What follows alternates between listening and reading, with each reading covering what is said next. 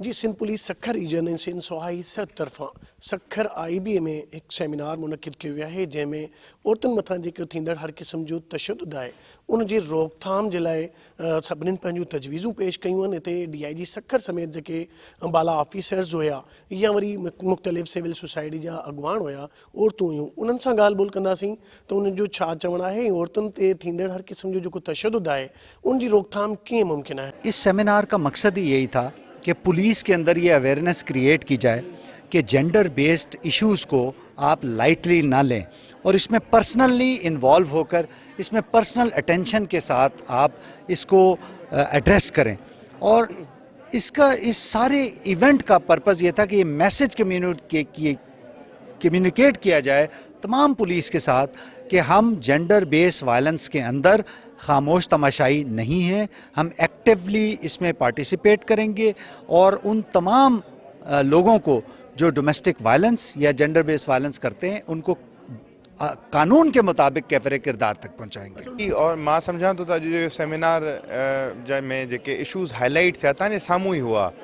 माना हिते औरत खे जो पहिरियों सवाल आहे त असांखे जीअण जो हक़ु ॾिनो वञे, असांखे पंहिंजी मर्ज़ी सां जीअण जो हक़ु ॾिनो वञे, असांजी राय हुजणु खपे कंहिं बि मामले में, असांखे ॿुधो वञे। असां कंहिंसां शादी करणु चाहियूं था, ज़िंदगी जो फ़ैसिलो जेकॾहिं कयूं था त असांजी मर्ज़ी सां ज़िंदगी जो फ़ैसिलो कयो वञे। असां काॾे स्कूल पढ़ूं था त असांखे मर्ज़ी सां स्कूल पढ़ायो वञे। जेकॾहिं घर में डाइनिंग टेबल ते जेकॾहिं मुंहिंजे भाउ जे लाइ मुर्गी ऐं गोश्त पियो आहे त मुंहिंजे लाइ बि उहो गोश्त हुजणु खपे। जेकॾहिं मुंहिंजे फैमिली में मुंहिंजे भाउ अगरि को गुथो कमु करे अचे, को गुथो कमु करे अचे, ग़लति कमु करे अचे, अगरि मुंहिंजे लाइ का सज़ा आहे त मुंहिंजे भाउ जे लाइ बि उहा सज़ा हुजणु खपे। जॾहिं असां औरतुनि जे मसाइल जी ॻाल्हि था कयूं त उन में नंढपिण जी शादियुनि खां वठी घरनि जे अंदरि घरू तशद्दुद, गैरत जे नाले ते क़तल, इहे शयूं त आहिनि।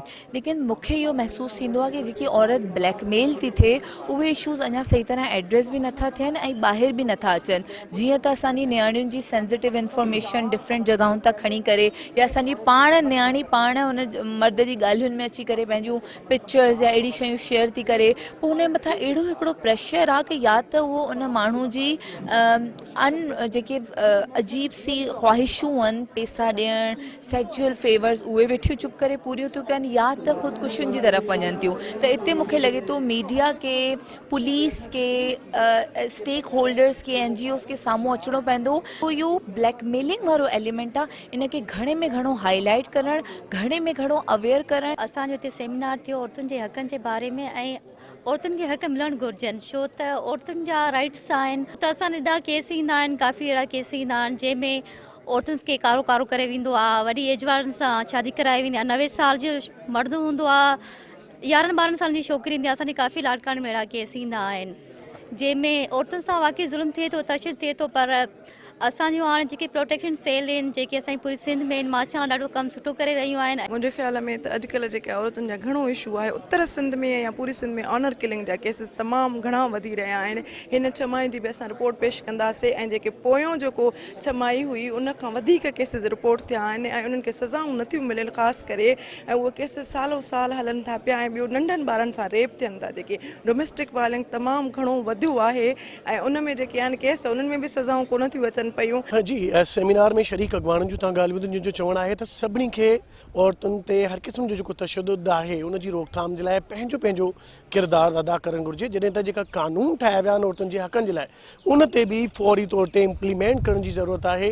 ॻाल्हियूं न, उन ते इम्प्लीमेंट की ज़रूरत आहे त जीअं औरतुनि ते जिन्सी, जिस्मानी तौरु हर क़िस्म जो थींदड़ तशद्दुद जी रोकथाम मुमकिन बणिजी सघिजे। कैमरामैन सज्जाद संजरानी सां गॾु फारूक सुमरो, टाइम न्यूज़, सखर।